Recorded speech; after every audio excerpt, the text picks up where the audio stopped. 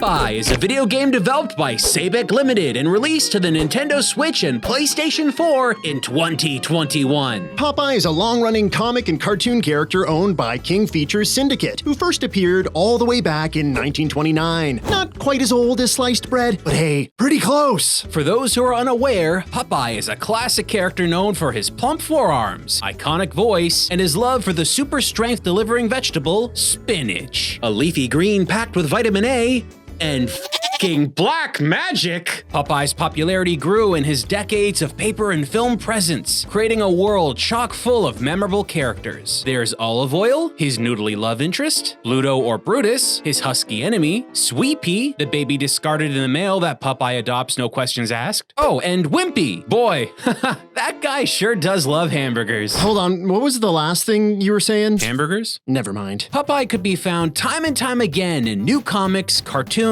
and even a live-action movie with Robin Williams. I'm Popeye, the sailor, and I am what I am, what I am, and I am what I am, and that's... Saying it's a popular IP would be an understatement. He's also famous for his candy cigarettes. Candy sticks. You know, the ones that taste like blackboard chalk. I'm Popeye the Sailor Man, a gateway to addiction. But more importantly, when it comes to video games, Popeye is a pretty big deal. If it wasn't for Popeye, we may not have the Donkey Kong we know and love today.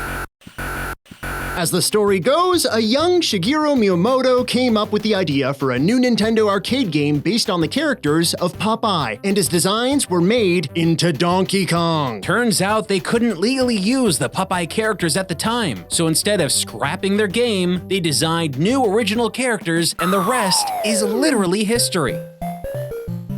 Miyamoto's Popeye game wasn't completely over though. Popeye would hit arcades 1 year later and would end up looking really familiar. So as you can see, Popeye has an important legacy in gaming. Well, that's still really only one game. I don't really remember any other Popeye games around when I was growing up. Oh, sure, us North Americanites wouldn't, but in Japan, they saw the release of multiple exclusive Popeye games. But the vast majority of these games came out decades ago, leaving the beloved sailor's Vidya game presence to lay dormant. That is, until now. Hey, it's Popeye! He's returned! And at the competitive launch price of a whopping $12.99! What kind of developer would pay to use the Popeye license only to create a budget game out of nowhere? Sabec Limited, who made, let's see here, around 20 games? In 2020 alone? A list of descriptors comes to mind, and prolific's very low on that list. I'd say, but why don't I know who they are? What are some of their notable releases? Calculator! For Nintendo Switch. Oh boy, this is gonna be rough, isn't it? Time to burst open a can of spinach and chomp our way to the land of the iconic Sailor Man in Popeye. The game opens on the title screen. No developer logos, no intros, heck, there isn't even any music. Don't know what the game's gonna look like yet, but right away we can see it's officially licensed. Strange thing though, the developers Sabec Limited don't have their name anywhere in sight. Might be a warning sign of things to come. Let's begin. Okay, seems straightforward enough. Looks like we're dealing with a fully 3D traversal game in which Popeye has to go around and collect hearts where... Wow, Popeye just got popped. It looks like old Brutus doles out one-hit insta-kills if he gets too close. Yeah, we've been doing this for a while, so I'd wager to guess that's probably gonna get more irritating as time goes on. Anyway, back to the game. Level 1. Popeye collects hearts that are being tossed out by Olive Oil from the top of a building. Look, there she is. The only barrier to snatching up all those hearts seems to be Brutus. And well, you've seen what happens when he gets up in your face.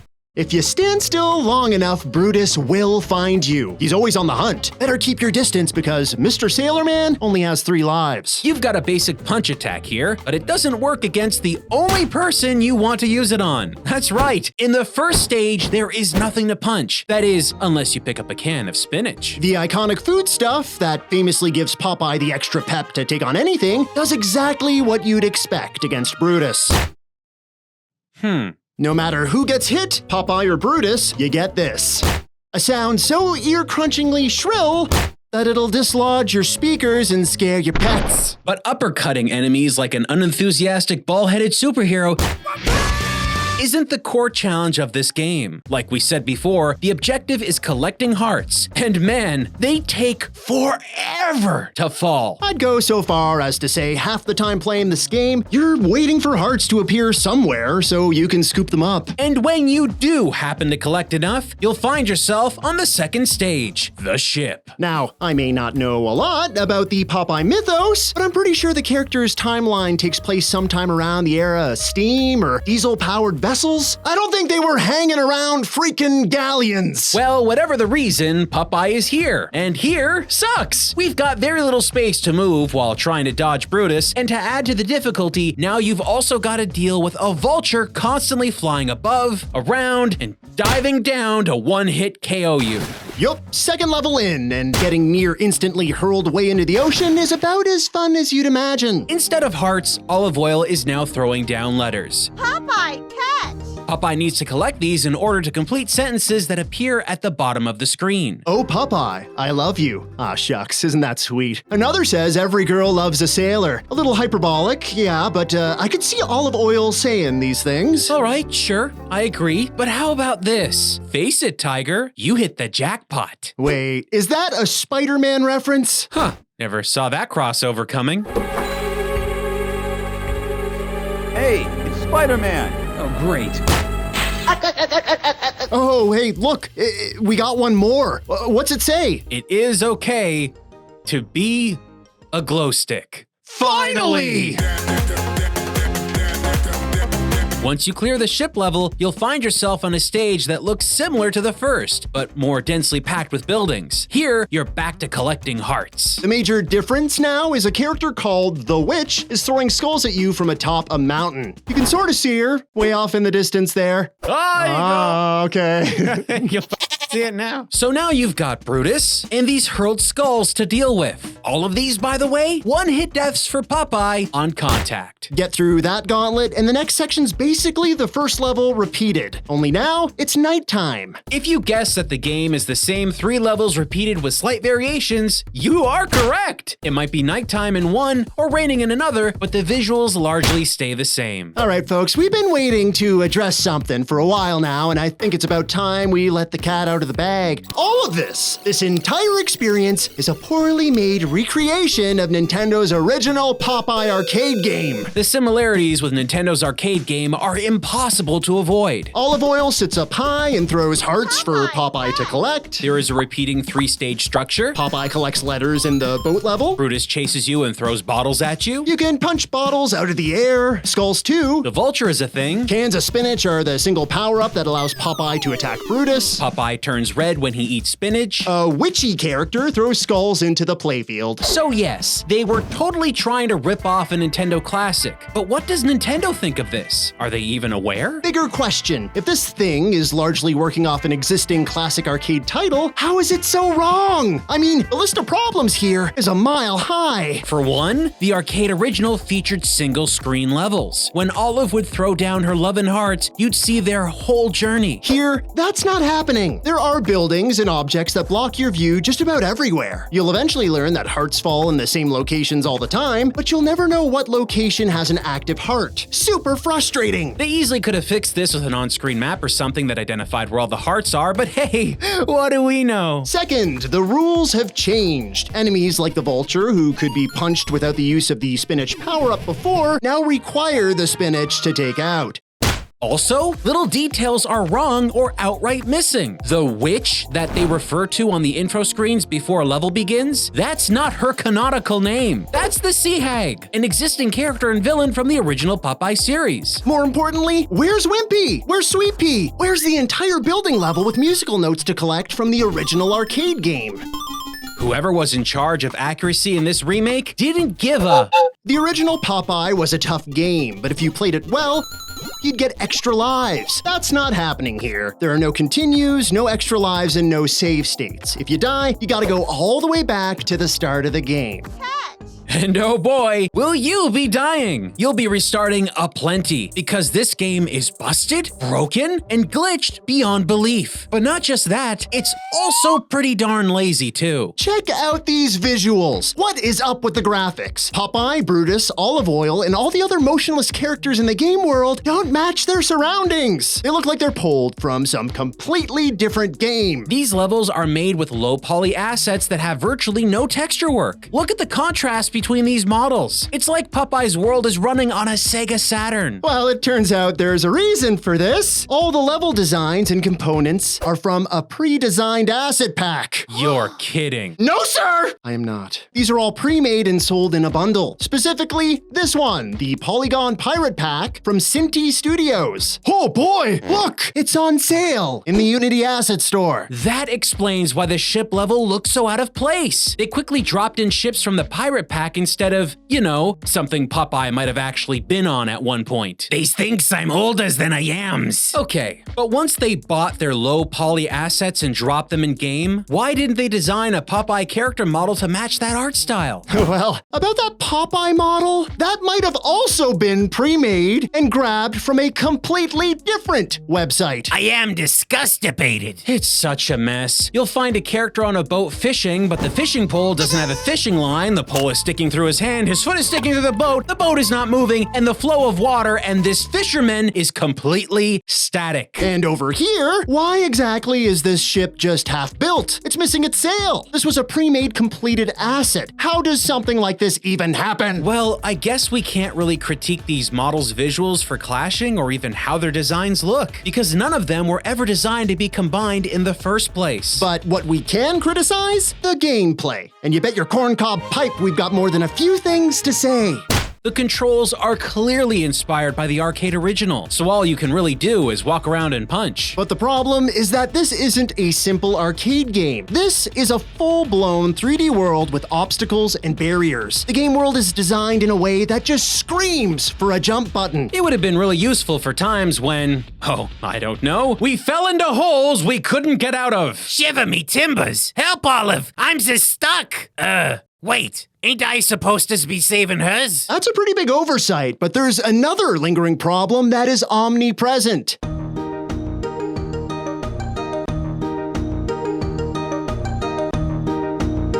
One song! There's only one regular level track in this whole game. It plays in a loop, and that loop is broken. Hear that? Stuff your ears with spinach, pal. This sloppy work plays just about everywhere. Oh, sure, you can mute the audio, but you're still playing Popeye, and the longer you play, the worse it gets. The further in the game you go, the more enemies will populate any individual level. You'll repeatedly be dodging Brutus's fists, the witch's skulls, and the vulture all at the same time. And to ramp up the difficulty even more, they begin to move faster and faster. Think you can hide or cleverly avoid them? Nah, you can't. They'll appear anywhere and everywhere because they teleport whenever they're not in your line of sight. You'll see Brutus standing in the distance, seemingly dazed and confused. But turn the camera slightly and... Sea cucumbers! I nearly me pantaloons! The only time they don't do this is when you punch enemies into the ocean. This buys you a quick moment while they fly or swim back for more, and when they make it back to shore, they trigger a cutscene. Funny thing, if one character's actively chasing you and the other triggers that stupid cutscene, the one chasing you may not pause. That means when you return from the cutscene, this happens. If you want to fully avoid enemies, you can go for a dip. The stages that take place on islands feature an ocean that Popeye can swim into. You'll find shipwrecks that have busted physical boundaries that make Popeye float in the air like he's levitating through the sheer force of a stream of broken wind. It's the spinaches.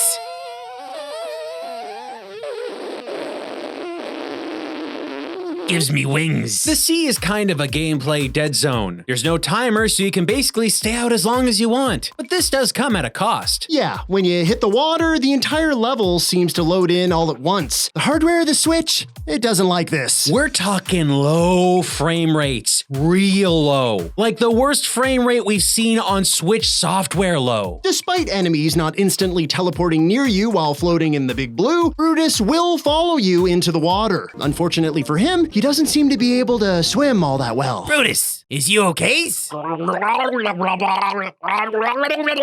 best part is when Brutus can be clearly seen underwater standing up. Not quite tall enough to punch Popeye, but tall enough to warp physics so that Popeye can awkwardly float above his head. The game doesn't like if you do this for too long.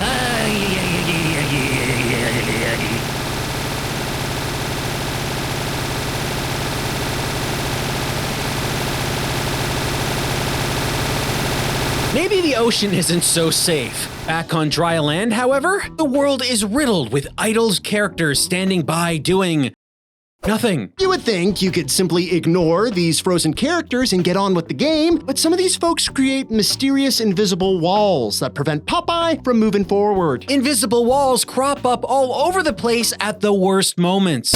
About the only section that invisible walls don't exist is the ship level. But it doesn't matter because this level is so small that it boxes you in anyway. When the enemies move faster later in the game, it's near impossible to avoid them. They'll corner you, giving you no chance to evade. Would have been nice to be able to punch the vulture without the spinach power-up. Oh, and we can't forget that the witch shows up at random points in very specific areas to toss bottles at you, because that happened in the arcade game. So of course, it's gotta happen here as well. This remake cherry picks the worst aspects of the arcade game and completely avoids the good. While also adding even more problems. Instant teleportations on the ship, for example. Here, Brutus miraculously appears right in front of you. Looking at nothing? Bam! Brutus. Sometimes we're surprised by how determined Brutus can be. Other times his AI switches from demonic teleportation hunter to acorn brain in an instant. Here you can see him stop following you mid-chase to have a look around. And sometimes he never starts chasing again. Multiple times we had Brutus lock up. You can stand inches from his face and he still doesn't quite see ya. I knows we've had our differentials in the past, but I'm legitimately worries about your conditions. Heck, sometimes Brutus's spawn glitches out to the point that he's no longer present in the playable game space at all. The vulture enemy, too. That's right. 2 levels in a row, neither character bothered to show up and hassle us in the slightest. Honestly, it was kind of nice. Oh, wait, no, found them. Look, way out into the ocean there. I think they're stuck. No clue what's happening here. I love it. Unfortunately, the two did end up respawning properly again. But don't worry. Looks like any time Popeye eats his can of greens, Brutus will without a doubt lock up, giving you ample time to strut on over and give him a love tap. One time, right after a can-eating event, Popeye's punch attack animation locked up. It stopped Popeye's walk cycle for the rest of the level. Kinda looks like he's on a skateboard. Yeah, you're right. Popeye locked. Pro skater. So here I am, locked into a funny stance, eating all the spinach cans, pretending I'm the sailor man. What the heck was that? Did Popeye die instantly for no reason at all? Oh yeah, that happens a lot. And not just with this skateboarding glitch, Popeye randomly dies over and over again. And remember, there's no way to gain more lives. Hey kids, want a fun craft you can do at home? You too can orchestrate your own Popeye Insta-Death. Simply hit the home button on the Switch without pausing this horrible game. And then, wait a moment. And then jump back in.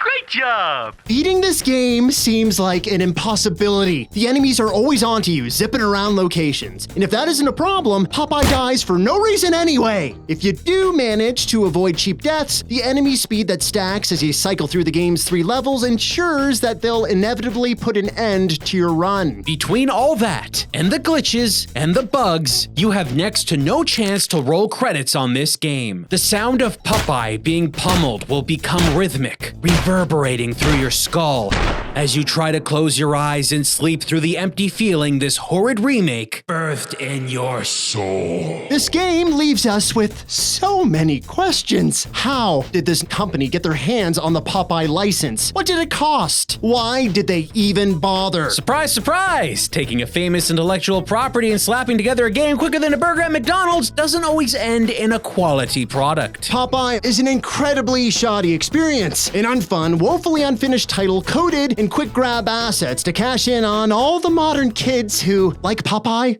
Wait, is that an actual audience? Even Ice barely remembers Ice. Okay, well, he may not be in the limelight much nowadays. He's certainly still a figure worthy of a proper return to the world of video games. But this... It's just bad.